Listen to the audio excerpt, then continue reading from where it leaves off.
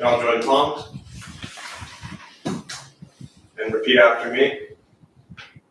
I take refuge in the Buddha. I take refuge in the Buddha. I take refuge in the Dharma. I take refuge in the Dharma. I take refuge in the Sangha. I take refuge in the Sangha. Keeping the palms joined.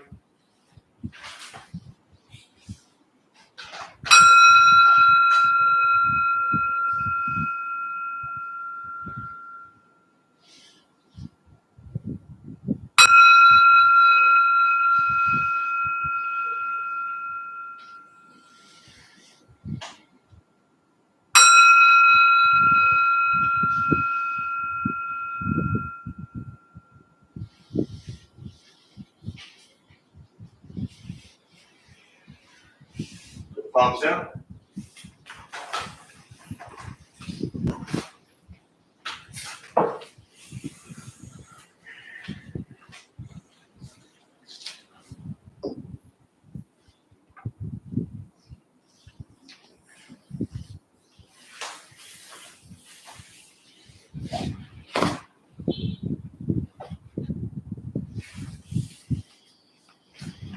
All right, good evening, everybody. Nice to see you all here. Thanks for showing up. Anyone here for the first time? You're all on this side. We have a sign that says new people go this way, apparently. Anyone want to share why they're here for the first time and went to this side? Usually first time people stay in the back, because then you can just sneak out if you don't like it. Why here? Anyone want to share that whole row? Go for it. I mean, yeah. I could use some tools to stay centered and more calm and relaxed. Yeah. So I'll defer to this side of the room that's been here before. Anyone else that needs some tools to stay calm and relaxed? Yeah. So you're not alone, my friend. What else? Who's here for the first time and why? I saw a hand back there. Yeah. No. Yep.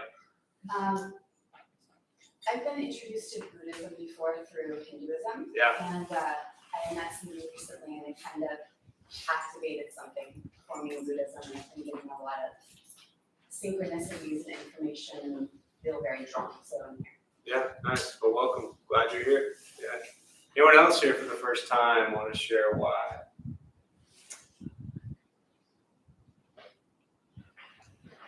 That's all we got.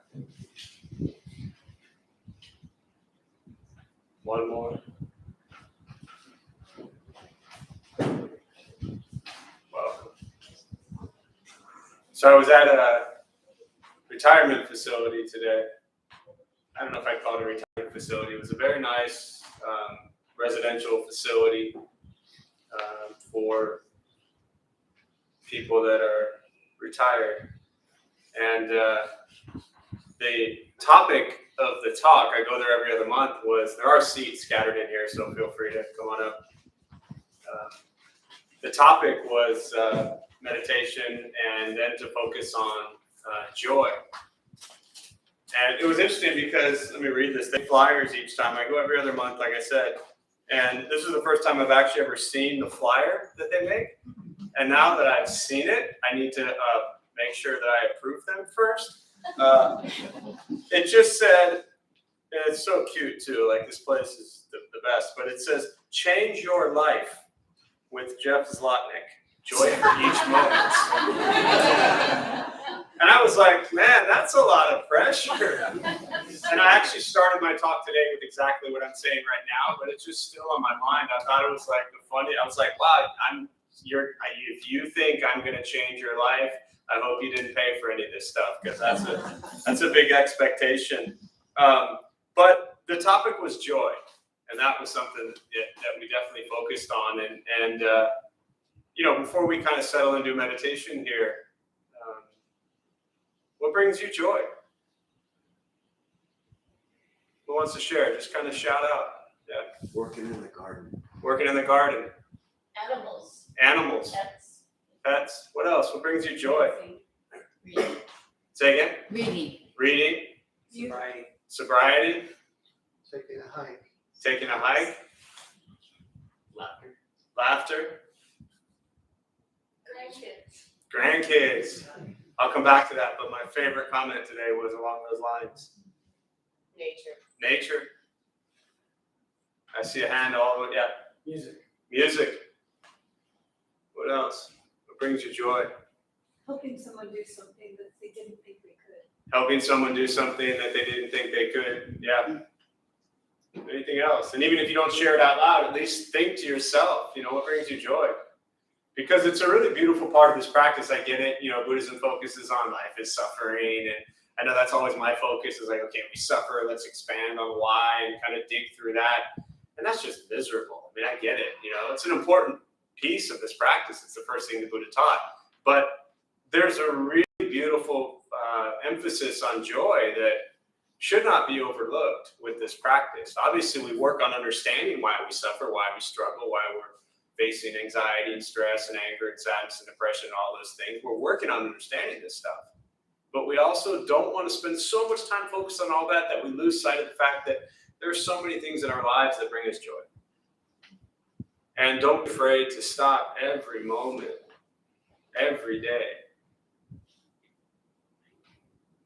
That didn't make any sense. Don't be afraid to stop many moments every day and just ask yourself, am I doing things that bring me joy? Is that going on in my life? And if we can reflect on that throughout our day, it really will change your life. It'll change the way you see that moment. It'll change that mood. It'll change that experience. If we just stop each day and focus on joy. And it doesn't mean you have to go do anything necessarily. It's sometimes it's just a shift of the mind. And really, we'll do meditation in a minute, but that's all we're doing with meditation is we're training the mind to stay present. And when we train the mind to stay present, what that gives us is an opportunity to have the ability to choose where our mind focuses. We use the breath. Throughout our day, we might focus on lots of negative things, lots of pain, lots of sad things, lots of hurt, lots of trauma. Throughout our day, we might focus on wonderful things, happy things, joyful things, peaceful things. So our mind is choosing where we want to focus. That's a really hard thing for most people to accept and embrace.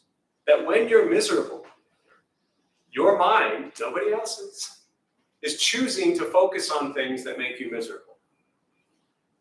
And when you feel at peace, when you feel centered, when you feel grounded, when you feel happy, your mind is choosing to focus on things that bring you joy. But you have to know what those things are. And, not pointing anyone out, but I'm sure people in this room, as soon as I said what brings you joy, some people just boom, immediately things pop into your head. And then there's some people in this room that's really difficult to come up with things. And that's okay too. That's important to recognize. If that's you, if it was really difficult for you to think what brings you joy, then this is your opportunity now to say, okay, this is where I need to focus. What is it in my life that brings me joy, and how can I do that more often? So, and the comment today, there was one gentleman, he was 95 years young, and he shared that the greatest joy for him every day was, I can't even paraphrase his words to make it as wonderful as he said it, but in essence, it was looking at pictures of his great-grandchildren. That was what brought him tremendous joy. So whatever joy is for you, try to find that more often. So, all right, with that, we'll start with the meditation practice. A couple things I'll tell you before we begin, especially for those who are new. Nothing's going to happen to you. All right, you're not going to float away. You're not going to have any mystical, magical experiences. The mind that races all day long is not going to shut off. Don't judge your practice. You don't ask yourself, is this working or not working? Are you doing it right or wrong? We're just going to sit. We're going to breathe. You'll hear sounds inside, sounds outside. This is life. Life is filled with chaos. And this practice is learning to get quiet and still within all of the chaos. Posture, you just want to be comfortable. If you aren't in cushion, often it helps slide into the front third, pushing the stomach forward, allows the back to straighten. If you're on a bench or chair, however you're seated, just trying to sit up straight, relaxing the shoulders, hands are on the knees or in the lap, whatever's comfortable. You'll hear sounds throughout the practice. These are not distractions. These are not disruptions. This is simply what's happening around us as we sit. I will guide us as we begin, and we will settle into a little bit of silence. Most important, do not expect silence. We're just going to sit and breathe.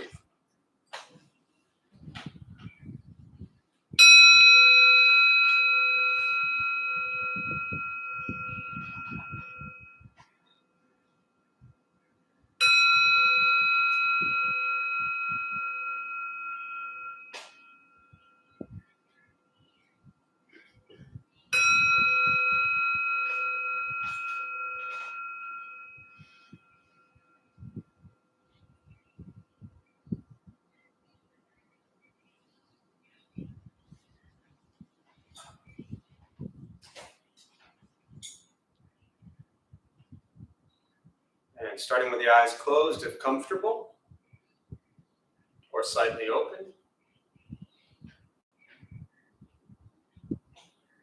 Mouth is open or closed.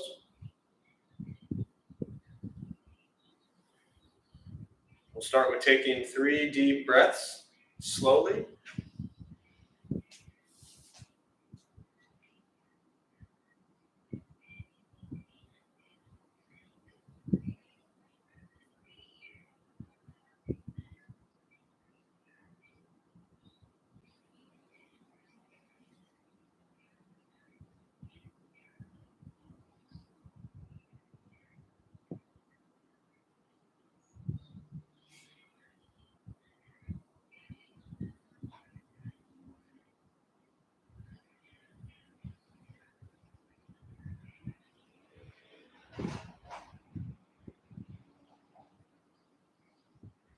And eventually, settle into a natural rhythm of the breath.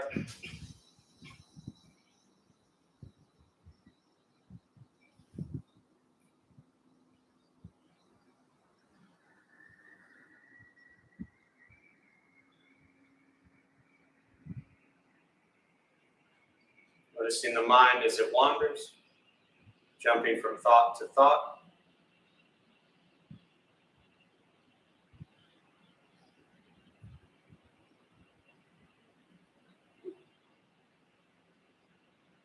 Start with gently guiding the attention, focus to the stomach or chest.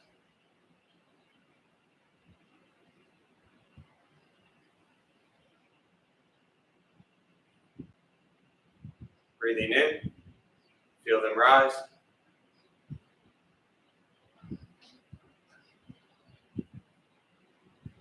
Breathing out, they fall.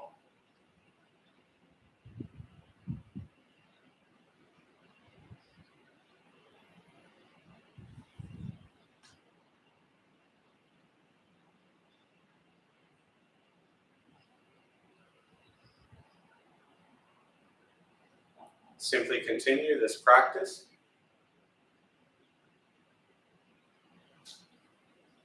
Observing sensation of breath.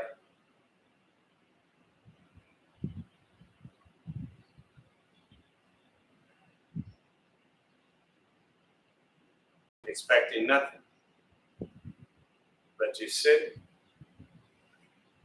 and breathe.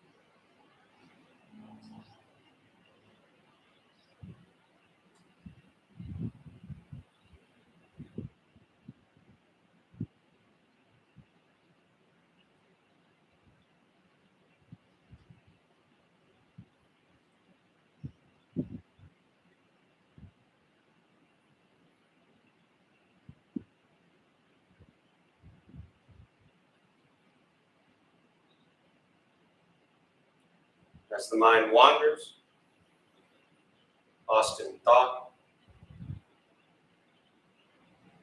recognize it.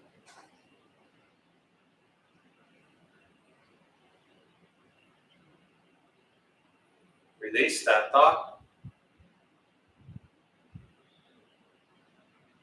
Return attention, focus to the breath.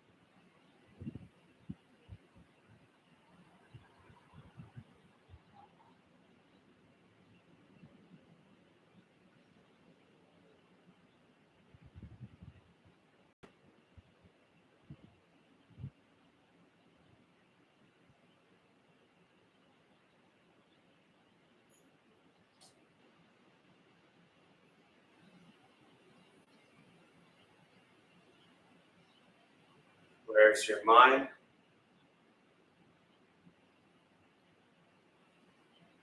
Lost in thought.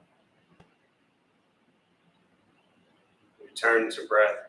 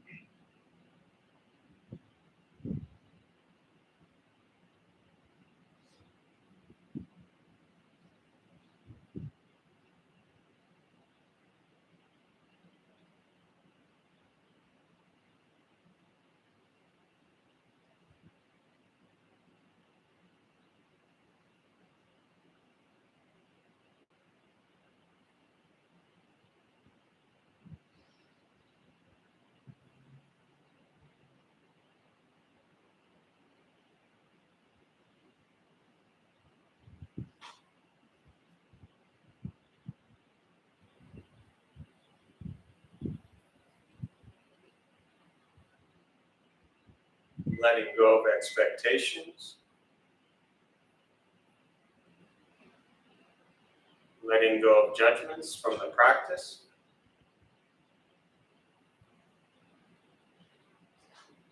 just sitting, breathing.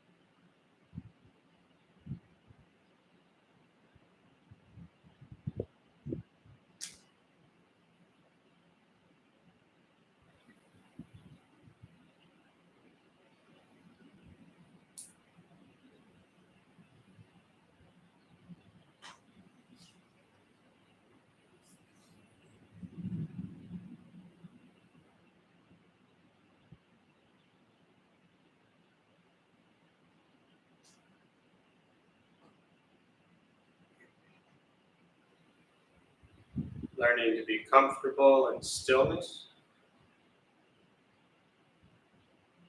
in quiet,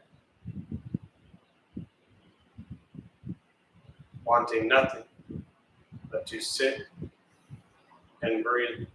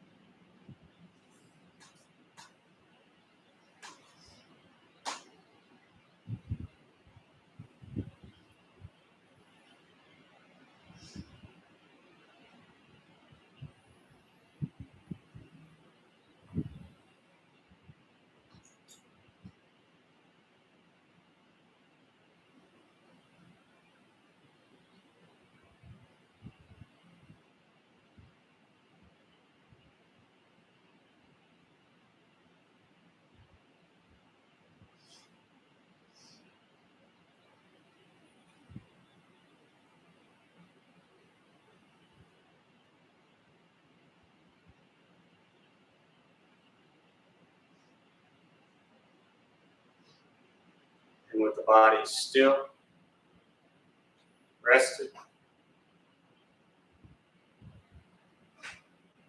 and the speech quiet, aware of all sounds.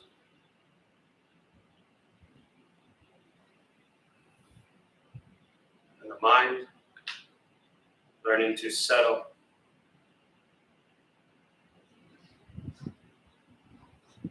Know what it's like to just sit and breathe.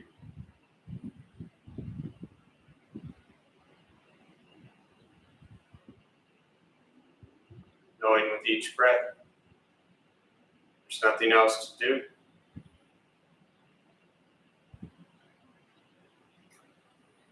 Nowhere else to go.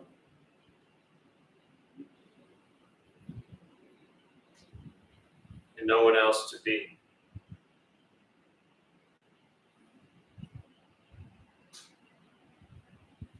Everything beautiful, exactly as it is. Sitting, breathing.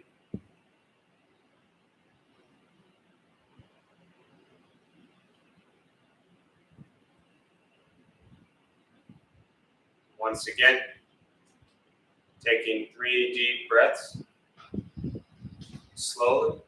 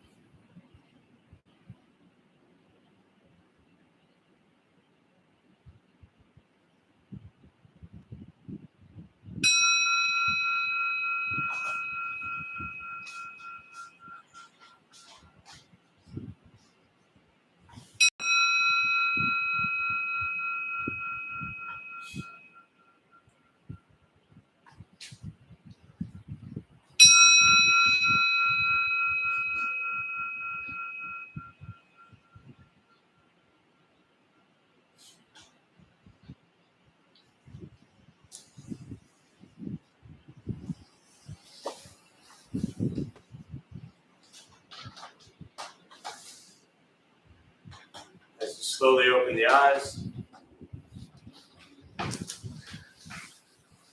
slowly beginning to move. The most important, the practice of meditation, is to recognize how you feel now, immediately after.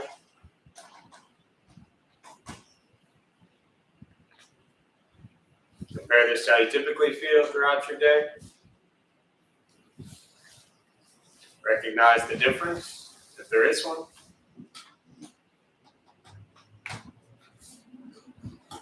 Ask yourselves how you prefer to feel every day for the rest of your life. And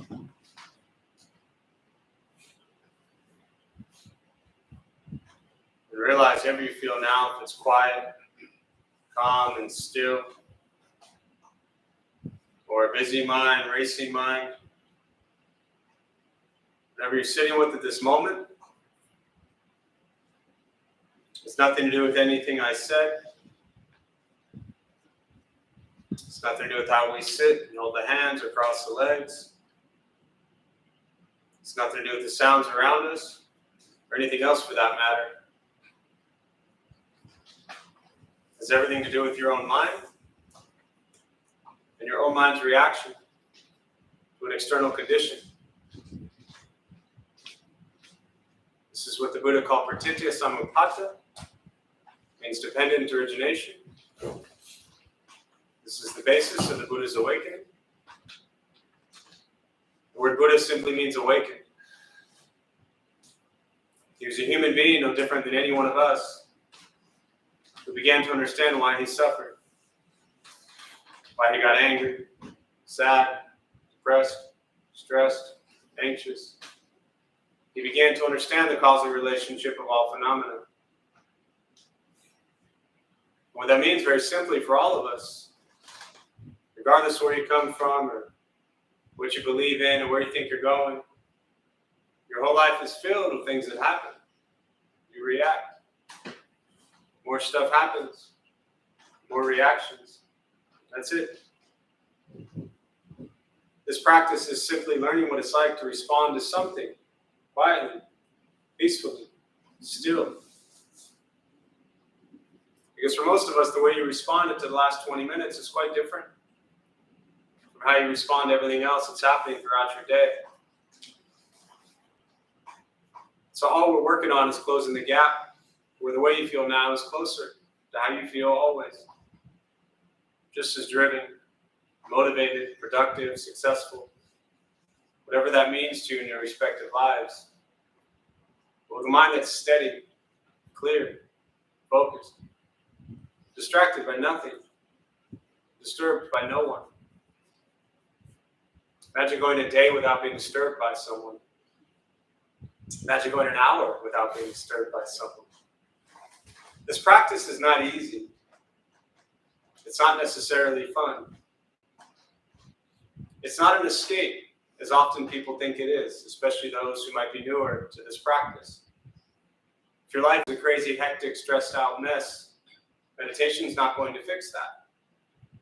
It's going to help you become aware fully of your life that is a crazy, hectic, stressed out mess, so you can make changes in your life. Meditation is direct perception into the present moment. It is not running from every difficulty that we have. It is seeing each moment as an experience and learning to respond to that moment with kindness and compassion, understanding. Meditation is free. Buddhist practice is free. It's sitting, breathing, becoming aware of what you think, what you say, and what you do in every moment. In essence, you just have to spend your entire day being nice to everyone. And that's why it's so simple. You just have to roam around all day long and be nice to people. You can do that, right? Yeah, it didn't sound so convincing. Once we stop trying to change, fix, control, manipulate everything and everyone around us, hoping they do this, hoping they do that, wishing they would do this, wishing they would do that, we spend so much time focused on everybody else and everything else. This practice is focusing on you, your thoughts, your words, your actions, and how you respond to all the chaos, because the chaos is not stopping anytime soon. And if we spend our entire lives running from it, then we'll spend our entire lives running, and you're going to get tired. So I think I'll pause there. For me, really, always, I just prefer to respond to questions. Meditation, Buddhist practice, anything that you're sitting with. And my apologies to our millions of virtual fans out there. Sorry I didn't say hello to you at the beginning, but thanks for chiming in, saying hello. There's a chat box somewhere on your screen, so feel free to share any thoughts or questions there, and I'll do my best to respond as well. We'll use the rest of our brief time tonight, and I'll just open up to questions, meditation, Buddhist practice, anything you're sitting with. We'll go from there.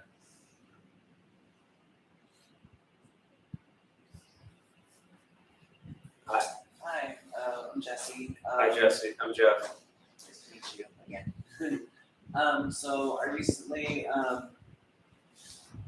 had to make a really big decision as far as where to draw the line with my brother, who is suffering from addiction right now, and I kind of was in denial as far as his addiction goes. I kept making excuses for him as to why he was doing what he was doing, and I kept putting myself at risk by staying around him while he was using.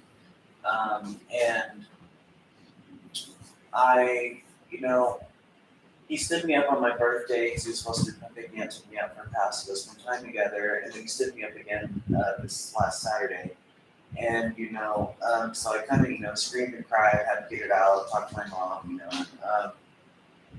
I kind of told my mom, I think this is where I have to take a step back and I have to distance myself from him, detach with love. And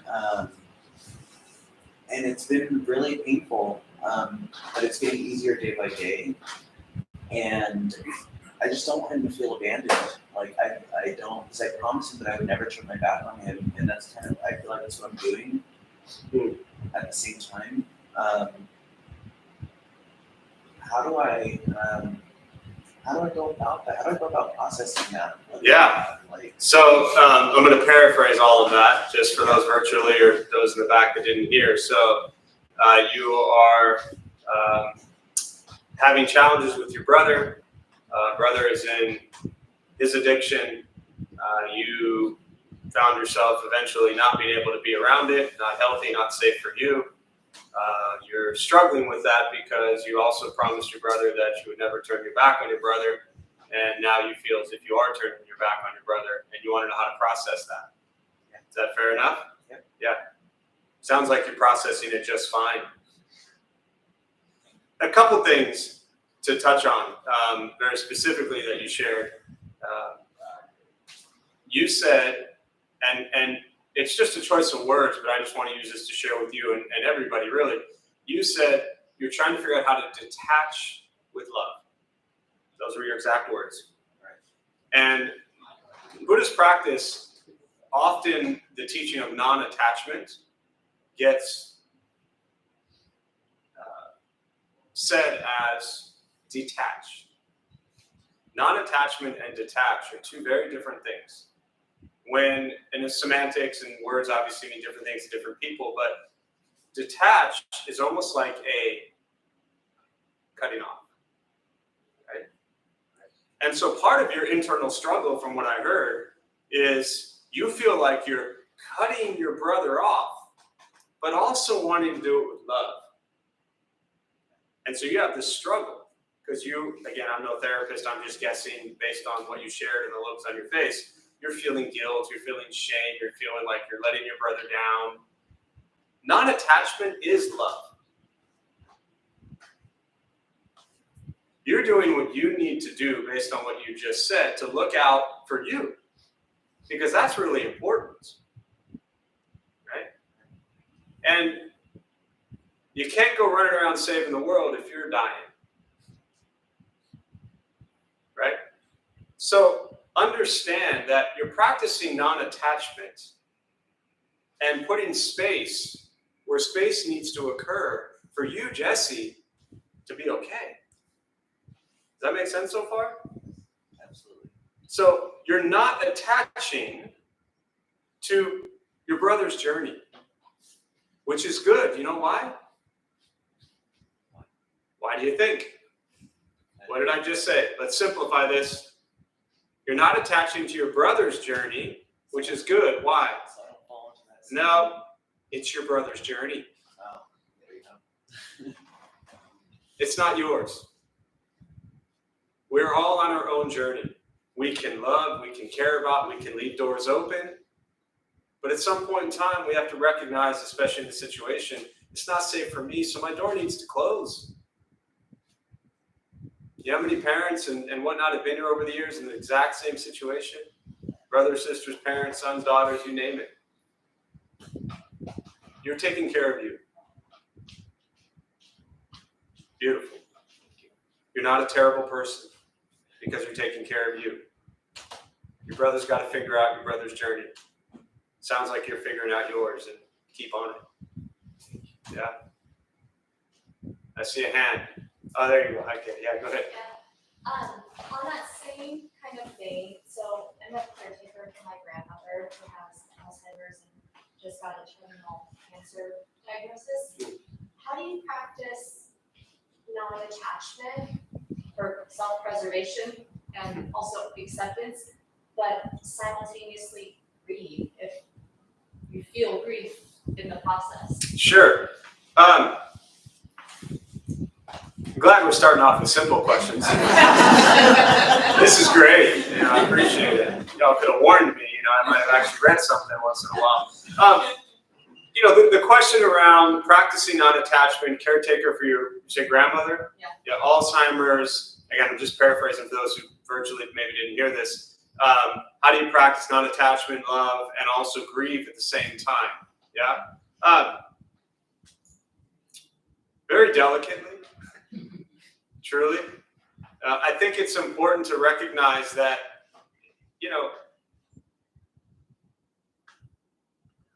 this is life. And I don't know if I want to say this or not, or if I should say this or not, but to me, obviously I'm going to say it, but it's not settling so well in my head at the moment. But I don't see or feel the grieving part. You're having an incredible opportunity, an experience to care for your grandmother as she goes through an incredibly difficult time. It's sad. It breaks your heart. It's hard. But I guess not to answer right now, but my question after, knowing you for a while, and this is part of the problem when I get to know people, but why, don't answer this right now. It's more just a rhetorical question. Yeah, is that right? Thank you. Why are you kicking into grieving already? And I've watched my grandmother go through it. My mother's 3.5 years post-stroke. I've been caretaking for her for the last 3.5 years. So I know this feeling intimately. But why the grief? What a beautiful opportunity to get to know your grandmother in a whole different light and yourself. So the beauty of these moments is you just show up and you love and you care in that moment, but you're not, and to me, that's what present, the Zen practice of present time awareness, the meditation, sensation on breath, be present with what is. Dealing with things like Alzheimer's and dementia, as painful and hard as it is, it's an incredible experience to be present with what is. It's a practice to not kick into what they used to be like, what I wish they were like, what I remember them to be. Here they are. And what a beautiful and painful experience. So, I don't know if that helps at all, but ponder that for a while. What else? Yeah. I'm new to town, and I don't know anyone here except like the few people I've met doing things like this. But I'm dealing with loneliness, and I'm wondering what the teachings are on that, because every time I try to make friends or go out, it feels like I'm grasping. It's like, we just talked a lot about in the past 2 questions about non-attachment. And it's like I'm trying to cultivate attachment. And that leads to suffering. Exactly. So then the Buddhist in my mind says I should just sit there and be with the loneliness. But then it's like, well, I'm not going to make friends. I'm just sitting there. Sure you are. I got too many things to say here. First of all, Sam, this is everybody. Everybody, this is Sam. I've known Sam all of probably 4 weeks. He doesn't seem dangerous. He seems friendly. And he's new to town and just wants friends. I won't go to the extent of forming like an assembly hug line. That would be a little weird. But if anyone's looking for a friend, Sam, after my 4 weeks of observation, seems like a nice guy. It is Sam, right? Yeah. All right. I was going to say, but seriously, but that was also serious. Again, look at how you talked about non-attachment, and then you talked about loneliness. The first thing I want to share is my master used to always say, when you go to sleep at night, whether there's somebody with you, next to you, or not, you're always alone. Meaning, your mind, that's all we have. Now we physically attach to people, to stories, to meanings, to these beautiful relationships that we cultivate. But it's just you and your mind. And so maybe as a practice, just get to know Sam for a while. What's wrong with that? Don't tell us all. I told you you're a good person. Get to know Sam, right? Dogen said you must get to know the self before you can get rid of the self. When you get to know yourself, then all the fears, all the insecurities, all that ego stuff begins to fall away. And then you can just exist in each moment. And you'll meet people. People will come into your life. But the grasping, and this is part of what you said, what I started with, and then I left that and went in a different direction. But the grasping, the clinging, the craving, the desiring, yes, this is what the Buddha said is the root cause of suffering. So you're suffering because you're craving something or someone. You're craving a situation, a condition, tied to someone. That craving is bringing you tremendous suffering.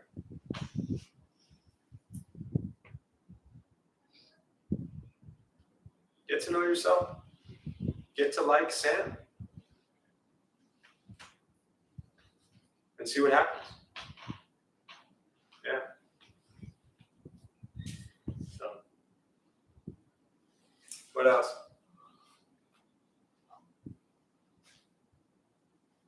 There's a question here.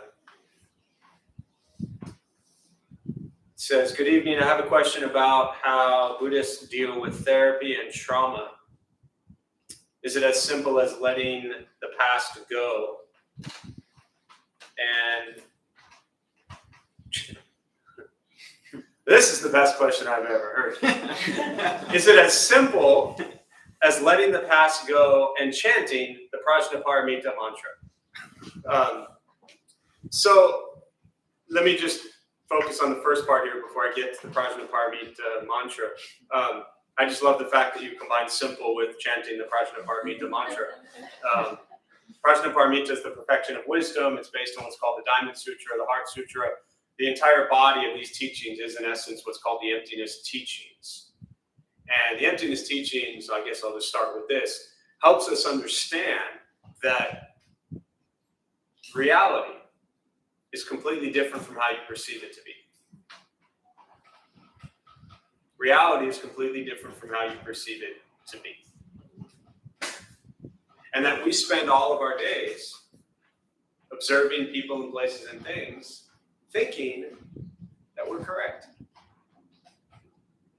The Prajnaparamita, the emptiness practice, teaches us that the entire world is filled with everybody roaming around with what? Their own thoughts and perception of reality. This is the essence of the Heart Sutra of the emptiness practice, right? So that's why I kind of joke when I say that the question is about is it as simple as letting go of the past and chanting the Prajnaparamita mantra. First of all, I'm not a big fan of this expression of letting go. And I think it's potentially an unhealthy practice if we don't really understand Buddhist teachings around present moments. Learning to stay in the present moment, and especially, your question around therapy and trauma, learning to stay in the present moment doesn't mean that the past didn't exist, or that it didn't happen, or that you need to let anything go, right? Since you're a little person in the screen here, I can't really do this, so I'll use Sam. Our dear friend Sam. Sam, without looking, can you see what's on the wall behind you? No. No. Now, Why not? I don't have eyes in the back of my head. You don't have eyes in the back of your head.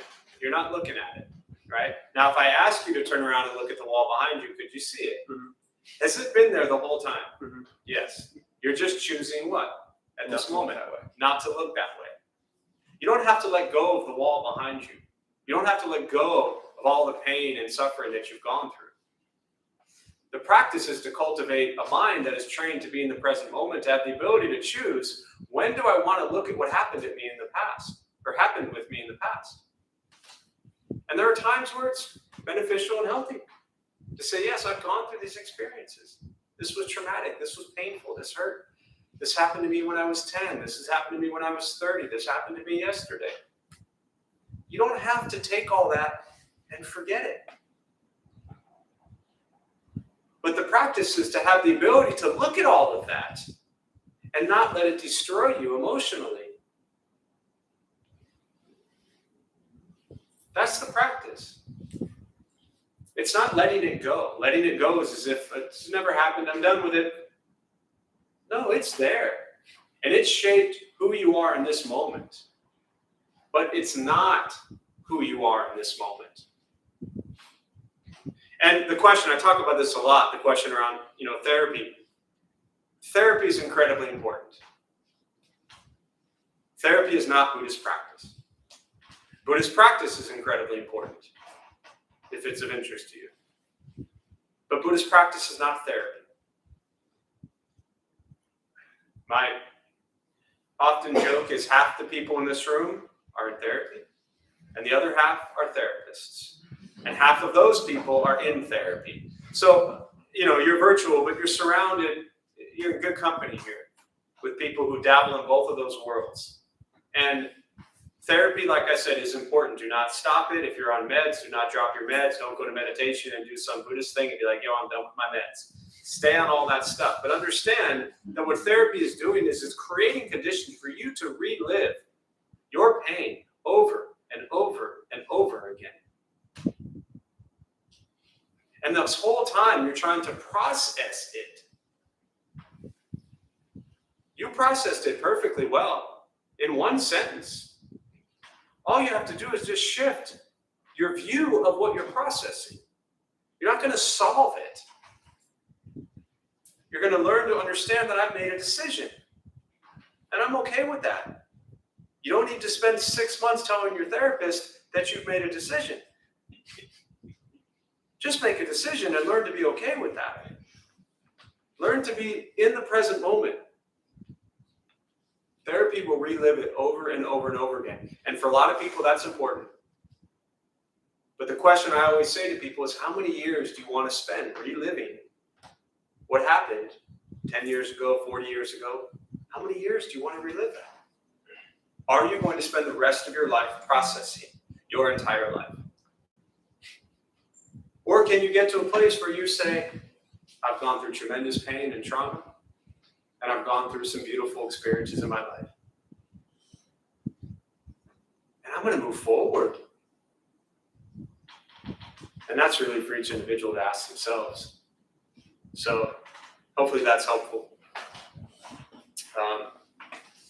And the Prajnaparamita mantra, assuming this is what you're referring to, of Gate Gate, Paragate, Parasamgate, Bodhisvaha, in essence means gone, gone, gone beyond, just gone, Svaha.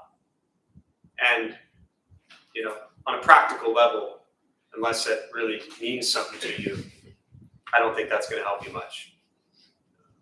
And that is my practice. And I'm in essence telling you, I don't think chanting that is going to help you much unless it really means something to you and you really have a dedicated, disciplined emptiness practice. So, what else? Yeah. I just want to share something on that topic specifically. I think you mentioned a few minutes ago you have to understand yourself to get rid of the self. So my experience with therapy and any past trauma was that I had to understand it to get rid of it. So that's how therapy helped me. Yeah. I no longer go anymore. And this helps me live in the present moment with it. Yeah. No, I appreciate you sharing that. And I just want to emphasize, especially for those who might be new, I'm not downplaying therapy.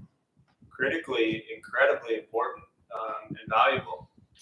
but always just wanted to point out the difference between the two, and to see how to utilize therapy and Buddhist practice, which is really what you're touching on, and it's how they came together and became a almost like a kind of a next step for you. Which is exactly. Yeah, which is great. Thanks. What else? Yeah. What's the best reaction or no action, I guess, to a trigger or a situation that may be rude towards you or those around you that you don't really have any control over? Yeah, so the best situation, your question is what's the best reaction, or as you said, maybe no reaction to a situation where you're triggered and people are being rude and you don't really have control over how they are towards you. Interesting how you still, after all these years, said don't really have control. It's almost as if you're just afraid to admit that you have zero control. Anyone in this room have control issues? If your hand didn't go up, you're a liar. And let me ask you this. Have you once or twice in your life ever been rude to people? Right. When you were rude to them, how were you feeling that led you to being rude to them? Angry. Buddhist teachings, Buddhism 101. 4 Noble Truths. First one is life is filled with suffering. Doesn't mean all of life sucks. It just means you're going to suffer a lot in your life. Could be traumatic, could be heavy, death, loss, pain. It could be, your latte was made the wrong way, or, you don't like mayonnaise on your sandwich. So this is all dukkha, this is all suffering. That's the first noble truth. The second one is the cause. Greed, anger, and ignorance. It's the cause of all suffering. Cravings, attachments, desires, these types of things. But we overcome greed with generosity. We overcome anger with compassion. We overcome ignorance with wisdom. Third noble truth, just to finish it, is nirvana, liberation, freedom from suffering. And the fourth noble truth is the path. Having correct views, thoughts, speech, action, livelihood, effort, mindfulness, concentration. All of that is on Google for free. Search it, Four Noble Truths, Eightfold Path, and you're good to go. But your question is anger. And what you want to know is, how do you respond, or in your words, not react, to someone who's being angry towards you and rude towards you? And the only solution is to cultivate compassion in your heart. And I think one of the best ways to cultivate compassion for people who are rude to you or being, rude towards you, is to understand that they're being rude towards you because they're suffering and they're angry. And you know this because you have suffered and you have been angry, which led you to be rude to other people. This is compassion. This is understanding that every single person is roaming through this earth doing what they think is the best thing they can do at that moment, no matter how much we disagree with what they're doing in that moment. Maybe them being rude to you is the best thing that they can do in that moment. Maybe that's better than alternatives. But we tend to see people's reactions to us, but us. Them being rude to you has nothing to do with you. It's a reflection, a projection of their pain and their suffering. So you drop compassion into that situation. And again, you've heard me say this 1,000 times. Also, for those who are new to Buddhism, Buddhism doesn't mean that you just become a doormat. And that if people are, in abusive situations, toxic situations, domestic violence, stuff like that, Buddhist practice does not say stand there and get abused. Buddhist practice says have compassion for the abuser and get away. That's the wisdom. So you don't have to remain in the situation of people being rude to you. But the practice is to have compassion for them for being rude. And choose if you want to keep putting yourself in that situation. Because if somebody is repeatedly being rude to you, then stop showing up. And they won't be rude to you anymore. because you're not there. They'll find someone else to be rude to. You know? So, any last thoughts or questions or comments before we close?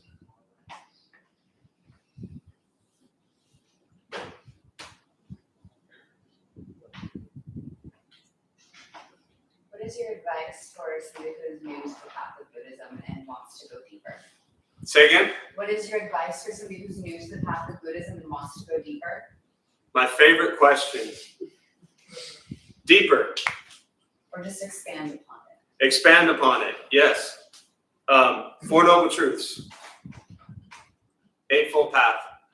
There are many great Buddhist scholars and teachers for the last 2,000 years that have said the entire body of the Buddhist teachings, everything that he taught for 45 years, they say he taught 84,000 different paths, that they all abide in the Four Noble Truths and the Eightfold Path. So I've been calling this class Intro to Buddhism for the last 14 years because the Four Noble Truths are hard enough. The more knowledge, the more books we read, the more phrases and terms we learn about Buddhism, and I'm not even suggesting that this is what you mean, I'm just rambling as usual, doesn't mean we're going deeper with Buddhist practice. If you want to go deeper with Buddhist practice, wake up every day, look in the mirror, and tell yourself, I'm going to be generous, kind, and compassionate to myself and everybody I encounter every day. Going deeper with Buddhist practice has nothing to do with a book, has nothing to do with another class, has nothing to do with going to temple more often, here or anywhere for that matter. Going deeper with Buddhist practice is understanding, not memorizing, not reciting, but understanding what the Four Noble Truths are. Even just the three poisons of greed, anger, and ignorance. Spend the next 2 years. So I can't even see your face, but what's your name? I go by Momo. Momo. And I get it, even from your intro, you know, you're called to this, so it's a very genuine, serious question.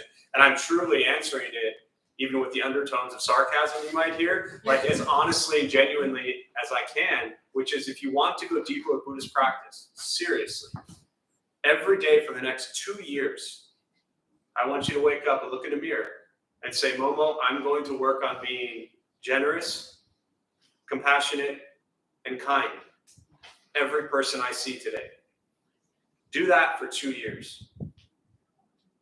Last thing I'll say before we close, when the Buddha died, he was 80 years old, he was laying on his deathbed, it was his time to go, and all of his disciples, close, attendants gathered around, and they were afraid because they didn't know who was going to teach them. They said, who's going to be our teacher now that you're going to be gone? And he said, in essence, I've taught you for 45 years. I always laugh when I say this, because I could just imagine somebody saying, like, dude, I've been telling you this shit for 45 years. You still don't get it? But I don't think he said it that way. I could see it in like some play where he like sits up and he like starts yelling at him or something. But what he said was, I've taught you for 45 years. Be enlightened to yourself and strive on with diligence. Meaning, I guarantee you right now, based on the 60 seconds of words you said at the beginning, you have enough knowledge of Hindu and Buddhist practice that if you just put that into your life every day for the next 2 years, that is deeper than you'll ever get in any temple or in any book or in any class. You already know the basics. Now practice diligently. That's to me what deeper with practice really means. Yeah. So, were you gonna? No. You went to here, and I didn't know if that was going up. I do the ear closing. So. No, we're good. Go ahead, and then Go ahead. I don't know how to word this, but I'm just having like some cognitive dissonance around this description between what you were once describing in the beginning of like the separation sort of like traditional cognitive behavioral therapy versus Buddhism. And the words that express I'm like very into this. So like excuse that. I'm gonna preface it with that. But then you talked about like compassion for like Alina's question. You just approach the situation with compassion, approach every day with joy. what happens for most of us is like in moments where you are triggered, your body is physiologically reacting in a way where you feel literally in danger. Yeah. Because we've been raised with these concepts and we have these operating systems that all of us have that are forcing us to react in a certain way. And so I think it sounds so simplistic to be like, just approach that person with joy in a moment where your body is trying to survive. Literally Yes. that moment is the reaction you're having. Yes. Without knowing how to rewire that operating system that you have in your brain, it's near impossible for a lot of people in that moment to choose to react differently. And even though it's deduced down to what I'm hearing is like a very simple choice, just like, well, if somebody's rude to you, you need to have compassion for how they're being rude, which I totally get. But I feel like there's a lot of precursors to that moment to get there. And so I guess being new to this practice, like what is the teaching there as to how you construct? Yeah, beautiful. That's funny because when I said no, go ahead, I was thinking it might be like a simple little quick thing. But I'm going to truly close with this story, which addresses that. And I absolutely 100% agree with everything you just said. And I definitely do not want to sound or come across as if, now I'm going to completely contradict what I just said. And that's really all this is an absolute contradiction. And that's the beauty of it, is this is not a quick, easy thing to do, right? I've been saying this to Alina, the exact same question and the exact same answer in 80,000 different ways for years. And it still takes time. So I honor that, I respect that, and I agree with that. It's not as simple like, oh, sure, I'm just going to have compassion. But I want to share the story I just shared on Saturday and then close. There was a 20-year-old kid. I was doing meditation at San Diego State for years, KPBS, and 20-year-old intern, and he'd done meditation for 3 weeks. And he came in on a Monday, and he was like, hey, Jeff, I think I figured out how this stuff can help me. And I said, how's that? And he said, well, I was at a party Friday night. This guy was talking to my girlfriend. I got really angry, and I realized, I should probably take some deep breaths and walk away. I said, Cole, it's beautiful. What happened? And he said, I hit him. And I looked at him and I said, congratulations, that's progress. He looked at me like, what? I got into a fight. I said, yes, but there was a moment that you recognized that there was another choice. You didn't take that choice, but there was a moment you saw there was another choice, right? I spent years taking meditation into military active and veterans with PTSD, traumatic brain injuries, and worked for years with Navy psychiatrists that actually study how meditation changes gray matter in the brain, sympathetic, parasympathetic nervous system, all that kind of stuff, right? It is not a quick fix. It is not an overnight, like 3 weeks and then we're done. It is a lifelong practice. So all I can suggest is that as you continue to cultivate truly a daily meditation practice, not just like I'm going to sit, fall asleep, close my eye for 20 minutes, not just I'm going to read another Pema Children book, but like really work on training the mind, then you'll start to see changes. But that's the only way. Intellectually, it sounds great to be like, I'm just going to choose compassion. But yes, our bodies have been wired for a very long time a certain way. And we are working on rewiring that, And I do credit your diligence because you're still at it, So keep at it. Yeah. So I'm going to close on that. May the benefit of this practice be shared with all beings in all directions. May all beings be at peace. May all be free from suffering. May any merit gain be transferred to those who need it most.